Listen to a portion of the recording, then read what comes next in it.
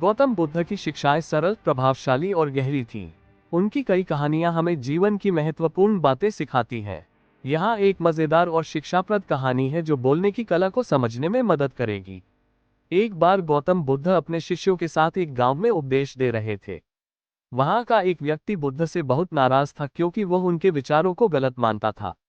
वह क्रोध में भरकर बुद्ध के पास आया और अपशब्द कहने लगा। बुद्ध शांत भाव से उसकी बातें सुनते रहे और मुस्कुराते रहे। व्यक्ति ने सोचा कि बुद्ध शायद डर गए हैं, इसलिए उसने और अधिक बुरा भला कहना शुरू किया। लेकिन बुद्ध ने अब भी कोई प्रतिक्रिया नहीं दी। आखिरकार वो व्यक्ति थककर चुप हो गया। तब बुद्ध ने बड़े धीरज और प्रेम से उससे पूछा, यदि कोई तुम्हें एक उपहार दे और तुम उसे स्वीकार न करो तो वह उपहार किसके पास रहेगा? व्यक्ति चौंक कर बोला, ये तो साफ है। यदि मैं उपहार नहीं लूंगा तो वह उसी के पास रहेगा जिसने उसे दिया है। बुद्ध ने मुस्कुराकर उत्तर दिया, ठीक वैसे ही, यदि मैं तुम्हारे अपशब्द स्वीकार नहीं करता तो वे तुम्हारे पास ही रहेंगे। इस उत्तर ने उस व्यक्ति को चुप करा दिया। उसे समझ आ गया कि बुद्ध न केवल अपने शब्दों बल्कि अपने व्यवहार से भी सिखा रहे हैं। 1. शांति और धैर्य से बोले, हर स्थिति में संयम बनाए रखें। 2. सही समय पर जवाब दें, जरूरी नहीं कि हर बात का तुरंत जवाब दिया जाए। 3. अपनी बात को स्पष्ट और प्रभावशाली बनाएं, बुद्ध की तरह छोटे और सरल वाक्य ज्यादा असरदार होते हैं। 4. विरोध को समझदारी से संभालें, किसी के गुस्से का जवाब गुस्से से न दें। बोलने की कला का सार यह है कि आप अपने शब्दों और भावनाओं को शांत और सोच समझकर व्यक्त करें। इससे न केवल आपकी बात प्रभावी होगी, बल्कि लोग आपकी प्रशंसा भी करेंगे। गौतम बुद्ध की कहानी से प्रेरणा लेते हुए बोलने की कला को और गहराई से समझने के लिए कुछ और महत्वपूर्ण पहलुओं पर ध्यान दें। एक और कहानी जो बोलने की कला और समझदारी को दर्शाती है। एक बार एक ब्राह्मण गौतम बुद्ध से मिलने आया। उसने सोचा कि वह बुद्ध को कठिन सवालों में उलझा देगा।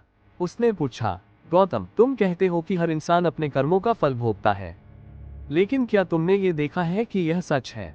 बुद्ध मुस्कुराए और उत्तर देने के बजाय ब्राह्मण से ही सवाल किया।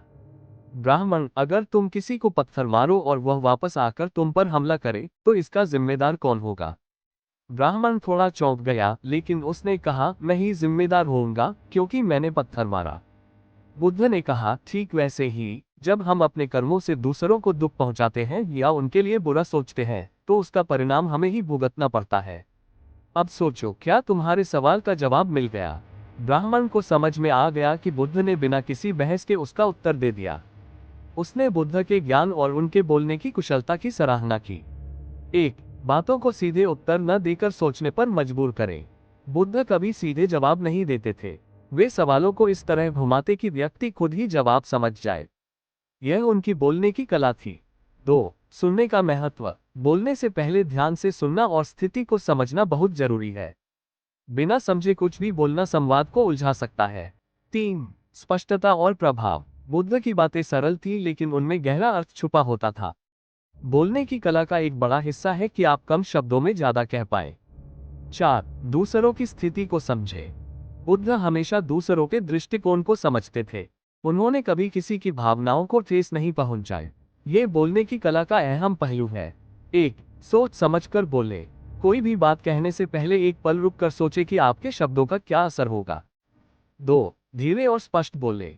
जल्दी बोलने से आपकी बात का असर कम हो सकता है। धैर्य के साथ अपनी बात रखें। 3. सवालों का सकारात्मक जवाब दें। अगर कोई आपसे उलझने की कोशिश करे तो आप शांति और बुद्धिमानी से जवाब दें। 4. शब्दों से ज्यादा व्यवहार बोलता है। हमेशा विनम्र रहें और अपने शब्दों से दूसरों को प्रेरित करें। गौतम बुद्ध की कहानियां सिखाती हैं कि बोलने की कला केवल शब्दों तक सीमित नहीं है, बल्कि यह हमारे व्यवहार, दृष्टिकोण और सोच में भी झलकनी चाहिए। बुद्ध और राजा की कहानी। एक बार मगध के राजा अजातशत्रु ने गौतम बुद्ध को अपने दरबार में आमंत्रित किया। राजा बुद्ध की ख्याति से प्रभावित था और उनकी परीक्षा लेना चाहता था। उसने बुद्ध से पूछा, तथागत, एक राजा को अपनी प्रजा से कैसे बात करनी चाहिए? क्या उसे शक्ति और कठोरता से शासन करना चाहिए या कोमलता और दया से?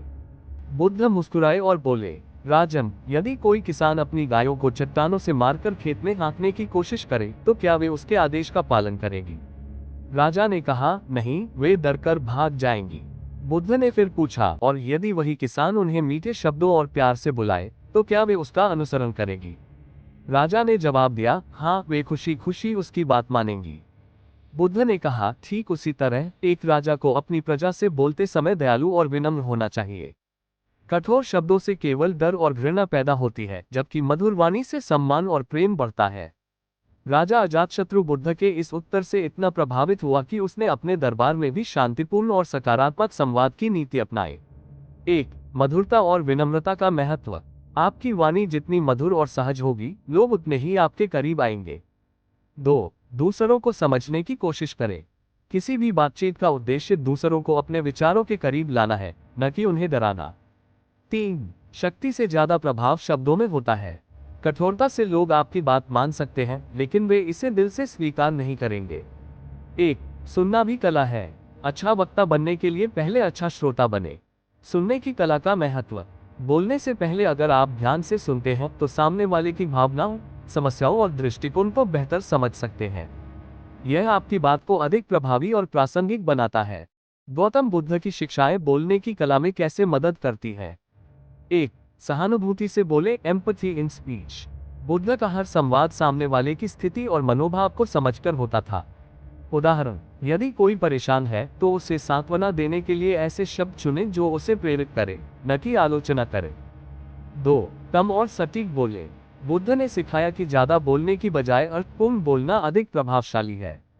जब आप बोलें तो विषय के इर्द गिर्द न घूमें। अपनी बात को सटीक और सरल रखें ताकि हर कोई समझ सके। 3. गुस्से या आलोचना का जवाब शांति से दे। बुद्ध ने कभी गुस्से का गुस्से से जवाब नहीं दिया। जब कोई आपकी आलोचना करे तो बिना भटके मुस्कान के साथ उसका जवाब दें।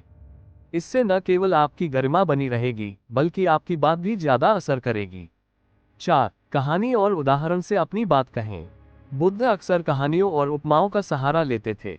ये किसी भी संदेश को यादगार और प्रेरणादायक बनाता है। जब आप किसी को कुछ समझा रहे हो तो उसे एक छोटी कहानी से जोड़ दें। ये लोगों पर गहरी छाप छोड़ता है।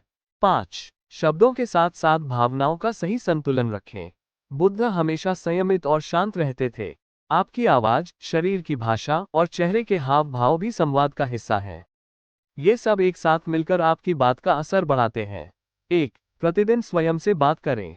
आईने के सामने खड़े होकर अपनी बात कहने का अभ्यास करें। यह आत्मविश्वास बढ़ाने में मदद करेगा। 2. किताबें और कहानियां पढ़ें। अच्छी भाषा और उदाहरण देने के लिए अपनी शब्दावली को समृद्ध बनाएं। 3. अपनी गति और टोन पर काम करें। न तो बहुत तेज बोले, न बहुत धीमा। आवाज में गर्मजोशी और आत्मीयता होनी चाहिए। 4. सवाल पूछें और सुनें। बातचीत को संवाद बनाएं, न कि एक तरफा भाषण। सवाल पूछने से आप सामने वाले की रुचि बनाए रखते हैं। गौतम बुद्ध ने हमेशा सत्य और प्रेम के साथ बात करने का आग्रह किया।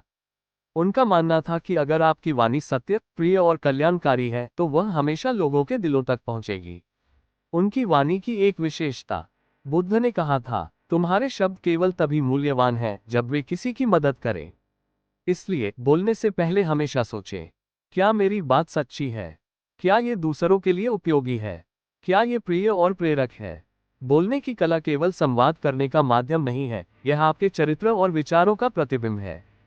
गौतम बुद्ध से सीखते हुए, अगर आप शांत, स्पष्ट और प्रेमपूर्ण संवाद पर ध्यान दें तो आपकी बातें न केवल असरदार होंगी, बल्कि लोग आपकी ओर आकर्षित भी होंगे।